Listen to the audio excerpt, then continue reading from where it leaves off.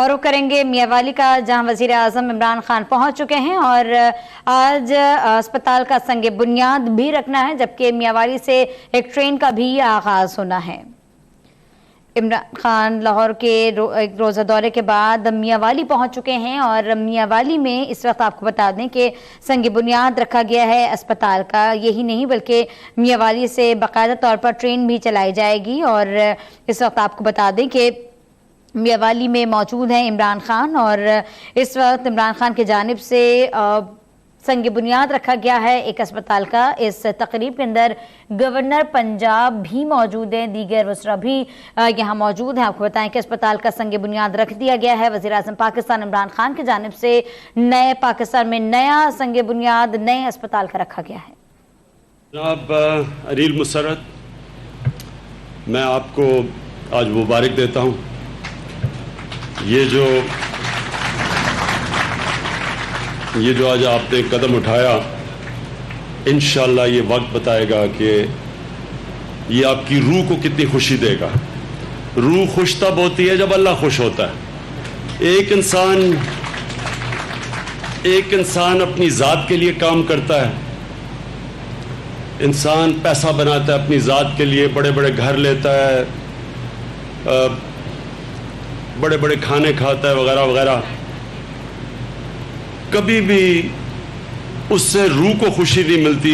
روح خوش تب جب ہوتی ہے جب آپ اللہ کے لیے کام کرتے ہیں۔ تو یہ آپ کا جو کام ہے، میں آپ کو آج کہہ رہا ہوں کہ ابھی آپ کو اندازہ نہیں، آپ کو ٹائم میں پتہ چلے گا کہ جب یہ ہسپتال میں انشاءاللہ مریض آئیں گے، لوگوں کی تکلیفیں دور ہوں گی، وہ آپ کو دعائیں دیں گی، وہ پھر اللہ کو خوش ہوگا، آپ سے لے گا۔ یہ وہی لوگ جو اس طرف لگ جاتے ہیں، ان کو سمجھ آئے اس کی، اور وقت آپ کو یہ ثابت کرے گا جو میں آج آپ کو کہہ رہا ہوں، کہ آپ کو صرف خوشی نہیں ملے گی، سکون نہیں ملے گا، لیکن یہاں کے لوگ، اس سارے علاقے کے لوگ آپ کو یاد کریں گے۔ دنیا کی تاریخ، آپ دنیا کی تاریخ اٹھا کے دیکھ لیں، کبھی امیر آدمی کو دنیا یاد نہیں کرتی۔ کتنے امیر آدمی آئے گئے، پیسہ بنایا، بڑے بڑے محلات میں رہے اور چلے گئے، دنیا نہیں یاد کرتی۔ دنیا یاد کرتی ہے وہ جو انسانوں کے لیے کچھ کر کے جاتا ہے۔ مدر ٹریزا کو یاد کرے گی۔ ہم جب بڑے ہو رہے تھے، گنگا رام کا نام تھا لاہور میں، جس نے کسی کے لیے کچھ کیا تھا۔ گلاب دیوی ہاسپٹل تھا۔ ہمیشہ کے لیے لوگ ان کو یاد کریں گے۔ ہمارے جو اسلام پھیلا تھا سارے برے صغیر میں، بڑے بڑے صوفی تھے۔ وہ صوفی بڑے انسان تھے، وہ کوئی جائیداد اپنی نہیں بناتے تھے، وہ انسانیت کی خدمت کرنے آئے تھے۔ آج بھی آپ ان کے مزاروں پہ چلے جائیں، عرس پہ چلے جائیں، لاکھوں لوگ آتے ہیں۔ کتنے بادشاہوں کے مزاروں کے اوپر اس طرح لوگ آتے ہیں۔ لیکن جو انسانوں کے لیے کچھ کرتا ہے، ان کو سارا ہمیشہ دنیا میں بھی عزت ملتی ہے، اس دنیا کے جانے کے بعد بھی عزت ملتی ہے۔ اور آپ نے کہا کہ آپ کو اردو صحیح نہیں آتی، میں آپ کو یقین دلاتا ہوں کہ آپ کی اردو بلاول زرداری سے بہتر ہے۔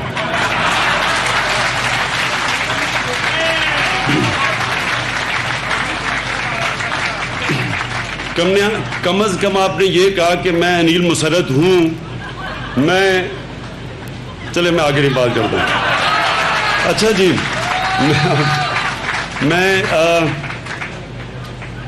میں آج اس لیے خوش ہوں کیونکہ یہ ایک خواب تھی نمل یونیورسٹی کی۔ یہ علاقہ ایسا تھا، خوبصورت علاقہ، لیکن یہاں کوئی آتا نہیں تھا۔ یہاں ایک زمانے میں مفرور رہتے تھے۔ تو جب ہم نے میاں والی میں نے سوچا کہ ایک یونیورسٹی، ایک ٹیکنیکل کالج بننا چاہیے، اس لیے کہ بے روزگاری بڑی تھی، نوجوان منشیات کی طرف چلے گئے تھے، جرم کی طرف جا رہے تھے۔ تو میں نے سوچا کہ ٹیکنیکل کالج بنے تاکہ لوگوں کو ہنر سیکھے، روزگار ملے۔ لیکن جب یہ خوبصورت جگہ دیکھی تو میں نے سوچا کہ یونیورسٹی بننی چاہیے۔ سب نے کہا نہیں بن سکتی۔ جو سب سے بڑا پرابلم ہے فیکلٹی کا، کہ دیہات کے اندر یونیورسٹیز میں فیکلٹی نہیں آتی، پی ایچ ڈیز نہیں آتے، پروفیسرز نہیں آتے۔ تو مجھے آج خوشی ہے کہ یہ اب نمل جدھر آج کھڑا ہے، پہلے ہم بڑی ہم نے مارکا مارا تھا, 11 PhDs تھے. آج نمل میں 22 PhDs آ چکے ہیں. اور نمل اب جو بھی شروع میں بات کی کہ یہاں جو جس طرح کا سارے پاکستان سے اب انٹرسٹ ہے, اور لیکن مجھے سب سے زیادہ خوشی ہے کہ 97% جو یہاں اسٹوڈنٹس ہیں ان کو اسکالرشپ ملی ہوئی ہے, غریب گھرانوں کے ہیں. تقریباً 80% اردو میڈیم ہے. اور یہ جب یہاں بریڈفورڈ یونیورسٹی کی ڈگری ملتی تھی تو اردو میڈیم سے بچے آتے تھے, ان کو پہلے انگلش کا فاؤنڈیشن کورس کیا جاتا تھا اور پھر وہ بیٹھتے تھے ڈگری کے لیے. اور آپ حیران ہوں گے کہ جو ریزلٹس نمل کے تھے, بریڈفورڈ یونیورسٹی کے اس وقت 12 یا 13% اسٹوڈنٹس کو فرسٹ ڈویژن ملتی تھی, فرسٹ ڈویژن 12 یا 13% کو. نمل میں 50%, 55% اسٹوڈنٹس کو فرسٹ ڈویژنز ملتی تھی, اس لیے کہ ان میں ہنگر تھی, بھوک تھی. مجھے وہ جو بریڈفورڈ یونیورسٹی سے ایک پروفیسر آیا تو اس نے مجھے واقع رپورٹ دی, جب میں وہاں ڈگریز دیتا تھا, میں جب چانسلر تھا بریڈفورڈ یونیورسٹی کا. اس نے کہا وہ پہلے پڑھتے ہیں کھانے تک, اور عموماً کوئی بھی کھانے کے بعد تھک کے سو جاتے ہیں, وہ کھانے کے بعد بھی پڑھتے تھے بچے, کیونکہ ان کو تھا کہ ہمیں ایک اللہ نے موقع دیا ہے, ہم اپنے آپ کو بھی اوپر اٹھائیں, اپنے گھر والوں کے اوپر اٹھائیں, اپنی فیملی کو اوپر اٹھائیں. اور جو مجھے اور اس کی خوشی ہوئی کہ جو پچھلی باری تک ہمارا جو ریشو تھی کہ 92% جیسے ہی گریجویٹ کرتے تھے نمل سے, جیسی گریجویشن کرتے تھے 92% کو امیجیٹلی نوکریاں مل جاتی تھیں اور اچھی نوکریاں ملتی تھیں. تو ہمارے لیے ایک بہت بڑا مسئلہ تھا. اگر یہاں اب ہم نے اس کو ایکسپینڈ کرنا تھا, فیکلٹی نے آنا تھا, اور ہم جو اصل ویژن ہے وہ نالج سٹی ہے کہ یہ پھیلتی جائے اور ڈفرینٹ سکولز اور کالجز اور فیکلٹیز آتی جائے, اور یہ آگے تک ہمارے پاس اللہ کا شکر ہے زمین بھی زیادہ ہے. لیکن ہمارے سامنے رکاوٹ یہ تھی کہ جو فیملیز لے کے جب پروفیسرز آئیں گے, اسٹوڈنٹس ہیں, یہاں کوئی جگہ نہیں تھی, ہاسپٹل نہیں تھا, اس سارے علاقے میں جو میڈیکل فیسلٹیز تھی وہ نہیں تھی. تو یہ جو انیل آپ نے آج یہ جو ہاسپٹل کی گراؤنڈ بریکنگ کی ہے, یہ اب جو ہماری ویژن ہے نالج سٹی کی, اس کی وجہ سے اب آسان ہو جائے گا. جب انشاءاللہ جب تک یہ ہاسپٹل آپ کا کمپلیٹ ہوتا ہے, ایک اچھا ہاسپٹل بن جائے گا. ابھی پرائمری اسکول علیحدہ ہم بنانا چاہتے ہیں تاکہ جو فیکلٹی ہے ان کے بچے بھی پرائمری اسکول جا سکیں. تو یہ سارے علاقے کو انشاءاللہ اٹھا دے گی. یہ آپ کا جو ہاسپٹل بن رہا ہے, اس کی وجہ سے ہمارے لیے اب آسان ہوگا اور بہتر فیکلٹی کو لانا اور اسٹوڈنٹس لانا. اور انشاءاللہ جو ہماری آگے ویژن ہے کہ باہر سے پروفیسرز کو, پاکستان سے باہر سے ان کو انوائٹ کریں, وزٹنگ فیکلٹی کو, اس کی وجہ سے سہولت, یہ ہاسپٹل کے ہونے کی وجہ سے یہ اب ہمارے لیے آسانیاں پیدا ہو جائیں گی. لیکن انیل ویسے بھی یہ سارا علاقہ میاں والی سے لے کے تلا گنگ تک یہاں کوئی کوالٹی ہاسپٹل نہیں ہے. یہ سمجھ جائیں کہ یہ سارا علاقہ اب یہ جو آپ کا ہاسپٹل ہوگا سارے علاقے کو سرو کرے گا. اور یہاں ڈاکٹر یاسمین بیٹھی ہوئی ہیں, اور مجھے یہ بڑی خوشی ہے کیونکہ یہ سارا علاقہ میاں والی پیچھے رہ گیا تھا.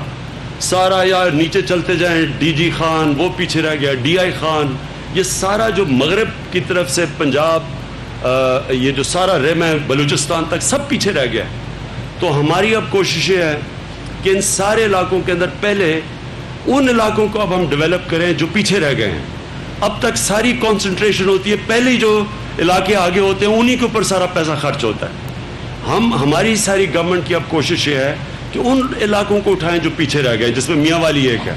اور میاں والی کے اندر انشاءاللہ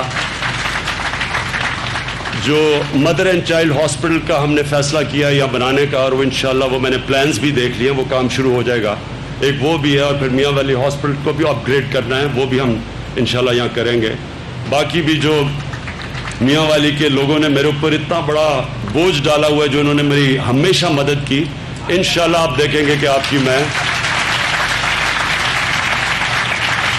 اس علاقے کو بھی اٹھاؤں گا. لیکن یہ میں کہہ دوں, یہ گورنمنٹ کا پیسہ نہیں ہے, تو انیل مسدد کا پیسہ ہے, یہ گورنمنٹ کا پیسہ نہیں ہے.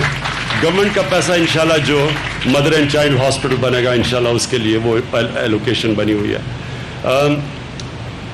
میں ایک دو اور باتیں کہہ دوں کیونکہ آج کل بڑا شور مچا ہوا ہے.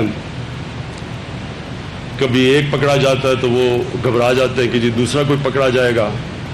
دیکھیں میں آپ کو ایک چیز آج بتا دوں, پاکستان کا اور پھر یہ کہا جاتا ہے کہ جی یہ آپ جو احتساب کر رہے ہیں لیکن احتساب ہے لیکن لوگوں کو کیا فائدہ اس کا. یہ بہت بڑا پروپیگنڈا ہے. چائنا دنیا کی سب سے تیزی سے اکانومی آگے بڑھ رہی ہے. چائنا سب سمجھتے ہیں کہ جو پروجیکشنز ہیں اگلے 10-15 سال میں دنیا میں سب سے آگے نکل جائے گا. ان کے جو پریزیڈنٹ شی جن پنگ ہیں جن کو سمجھتے ہیں ان کی وہ بہت بڑی وجہ ہے چائنا کی یہ ترقی کی. انہوں نے پچھلے 5 سال میں 450 وزیروں کو جیلوں میں ڈالا ہے کرپشن پہ. 450. تو اگر یہ اتنا بڑا ایشو نہیں ہے تو چائنا کیوں کر رہا ہے؟ سب سے تیزی سے ترقی کر رہا ہے. سب سے بڑا مسئلہ ایک ملک کے سامنے آگے رکاوٹ جو ہے وہ کرپشن ہے. یہ انیل مسرت آپ کے سامنے ہے. یہ اس وقت آپ جانتے نہیں ہیں یہ انگلینڈ کے اندر جو بلڈر جو کنسٹرکشن کے اندر ہے یہ اس میں ان کی تقریباً سب سے ٹاپ پہ کمپنی ہے.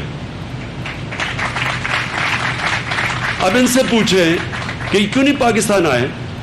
اور بھی یہاں مینچسٹر سے لوگ آئے ہوئے میرے پرانے جاننے والے ہیں یہاں جو ہمیشہ شوکت خانم کو پھر نمل کو بھی سپورٹ کرتے رہے تھے. ان سے پوچھیں کیوں نہیں آتے پاکستان. وہ سارے کہیں گے کہ کرپشن کی وجہ سے ہم نہیں آتے. میرے جتنا بھی اور سب پاکستانیوں سے زیادہ میرا اوورسیز پاکستانیوں سے رابطہ رہا ہے پچھلے 30 سالوں میں. پہلے کرکٹ سے, اس کے بعد پھر میں جو شوکت خانم ہے انہوں نے میری مدد کی تب سے جاتا تھا. جب میں جاتا تھا اوورسیز پاکستانیوں سے سب سے زیادہ وہ تکلیف رکھتے ہیں پاکستان کی. تکلیف ہے ان کو کہ درد ہے پاکستان کے, کیوں نہیں پاکستان آگے بڑھتا. اور ان سے جب آپ پوچھیں گے کہ کیوں نہیں آپ بزنسز کرتے, کیوں نہیں سرمایہ کاری کرتے پاکستان, تو جس طرح انیل مسرت نے کہا وہ سب سے پہلے کہیں گے کہ کرپشن وہاں اس ملک میں اتنی زیادہ ہے کہ ہم وہاں جانا نہیں چاہتے. کرپشن اس ملک میں بہت بڑی رکاوٹ ہے, آگے نہیں بڑھ سکتا ملک. یہ جو آپ میں دنیا سے پوچھتا ہوں کوئی مجھے اس کا جواب دے کہ یہ کیسے ہو سکتا ہے کہ ایک ملک کا سارا قرضہ 60 سال میں ایک ملک کا ٹوٹل قرضہ ہوتا ہے 6,000 ارب اور یہ پچھلے 10 سالوں میں وہ 6,000 ارب سے 30,000 ارب پہ چلا جاتا ہے. کیا ہوا ہوگا, کیا ہم نے کیا کیا ہے یہ 10 سالوں میں جو 24,000 ارب روپیہ قرضہ چڑھا ہے اس ملک کے اوپر. کیا کیا ہے کوئی مجھے بتائے. کیا ملک کے اندر ہم نے کوئی ایسی کام کی, ایسی ویلتھ کریشن کی کہ یہ قرضے ہم واپس کر سکتے ہیں؟ جو چیزیں بنائیں وہ بھی لاس میکنگ ہے. میٹروز جو 3 بنی ہے 12 ارب روپے کا پنجاب گورنمنٹ کو, یہ عثمان مزدار آپ کو بتائیں گے, 12 ارب روپے کا ہر سال نقصان کریں گی میٹروز. تو قرضہ بھی لیا, نقصان بھی ہو رہا ہے. کدھر گیا پیسہ یہ؟ اور یہ پیسہ جن لوگوں کی جیبوں میں گیا ہے ان کا احتساب جب تک نہیں ہوگا یہ ملک آگے نہیں بڑھے گا.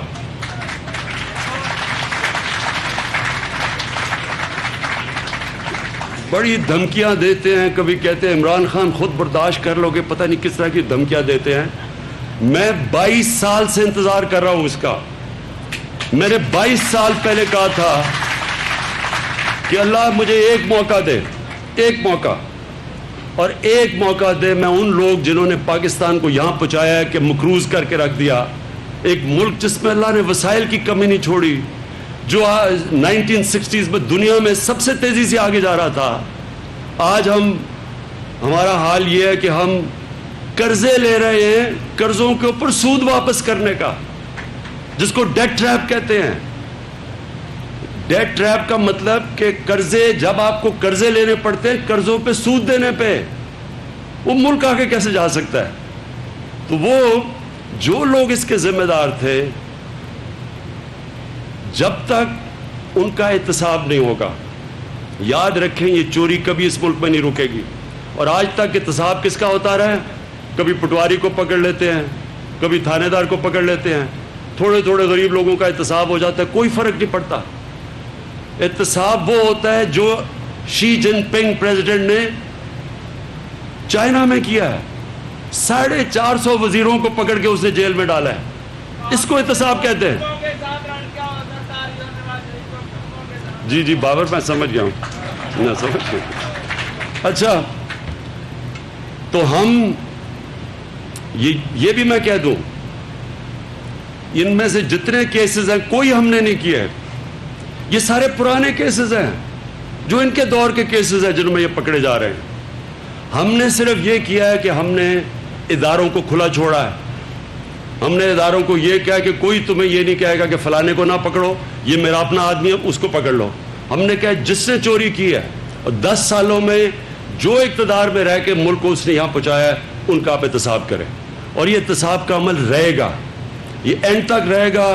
کوئی جو مرضی جس مرضی دھمکیاں دینی ہیں, جو مرضی ڈرامے کرنے ہیں, جو مرضی کرنا ہے, میں آپ